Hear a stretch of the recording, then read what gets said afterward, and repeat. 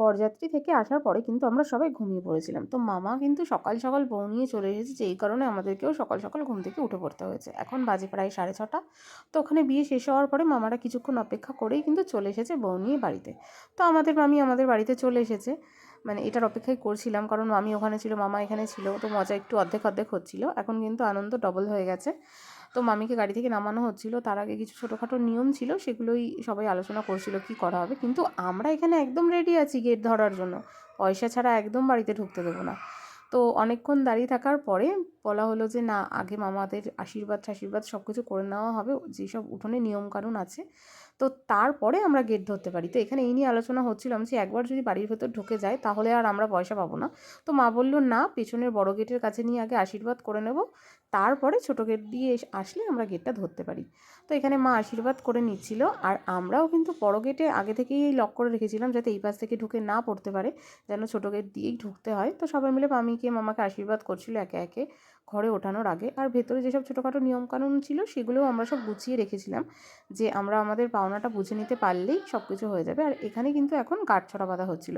মামির বাড়ির নিয়ম সম্পূর্ণ আলাদা, তো মামিদের বিয়ের সময় আর গাঁটছড়াটা বাঁধা হয়নি, কিন্তু আমাদের বাড়ির নিয়মে যতই গাঁটছড়াটা লাগে, তো সেই কারণে মা এখনই বেঁধে দিচ্ছিল।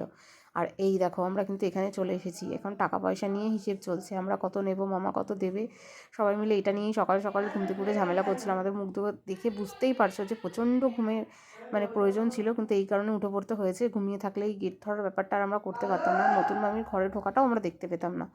তো এখন মামিকে বলছিলাম মামির তরফ থেকে আলাদা টাকা নেবো, মামার তরফ থেকে আলাদা টাকা নেবো। তো মামিকে বলার সাথে সাথেই দেখলাম মামি একদম গুডগার্লের মতন পয়সা বের করে দিয়ে দিয়েছে, কিন্তু মামা মোটেও দিতে চাইছিল না।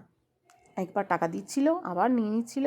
তো আমরা যে টাকাটা চেয়েছিলাম সেটা কোনো মতেই পাচ্ছিলাম না। তো অনেকক্ষণ অনেক কথাবার্তা ঝামেলা হওয়ার পরে মামা ফাইনালি দিল অর্ধেক টাকা, বললো বাকি অর্ধেক টাকা সন্ধ্যাবেলা দিয়ে দেবে। তো আমরা বলছিলাম না, একবার ঘরে ঢুকে গেলে কিন্তু আর টাকা পাবো না।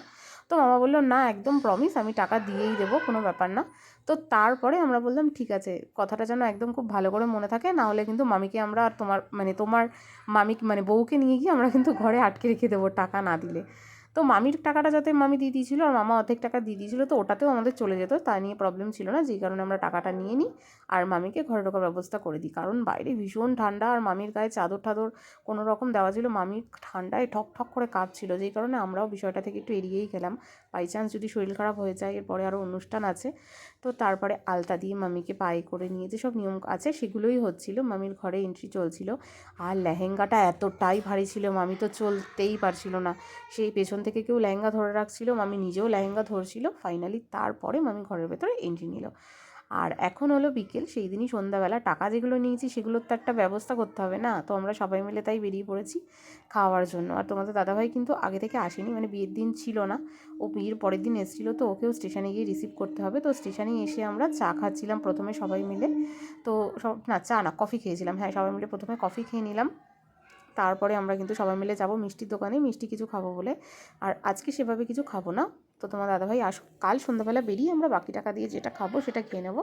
আর বাড়ি যারা যারা আছে তাদের সবার জন্য কিছু খাবার নিয়ে যাব। তো এখন ভাগে ভাগে চলছিল এখানে মিষ্টি খাওয়া, তো কে কী মিষ্টি খাবে সেটা নিয়েই ভাগাভাগি চলছিল। তো তোমরা দেখতেই পাবে এরপরেই যে কে কী খাচ্ছিল না খাচ্ছিল। তো দিদিকে আমি এনে গজাটা দিলাম, দিদি গজাটা নিল।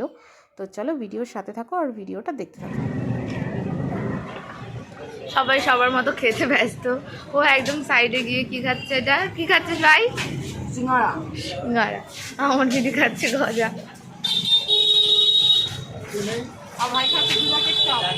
দু প্যাকেট চপ একা একা খাচ্ছে, চুরি করেছে শালা, মুখ দেখাচ্ছে না, দেখো সিগারেট। এই তোমার দাদাভাই ট্রেনটা আসার কথা ছিল 8:15 নাগাদ, তবে এখন 9টার বেশি বেজে গেছে, এখনও পর্যন্ত ট্রেনটা আসেনি। ট্রেনটা এতটাই লেট ছিল, তো আমরা স্টেশনেই বসেছিলাম। তো ফাইনালি চলে এসেছে ও, আর এখন ওকে নিয়েই আমরা বাড়ি চলে যাব, কারণ আর অপেক্ষা করব না, বাড়িতে বাচ্চা কাচ্চাগুলো সব রয়েছে। তো চলো টাটা বাই বাই, ভিডিওটা এখানেই শেষ করছি। ভালো লাগলে চ্যানেলটা সাবস্ক্রাইব করে দিও।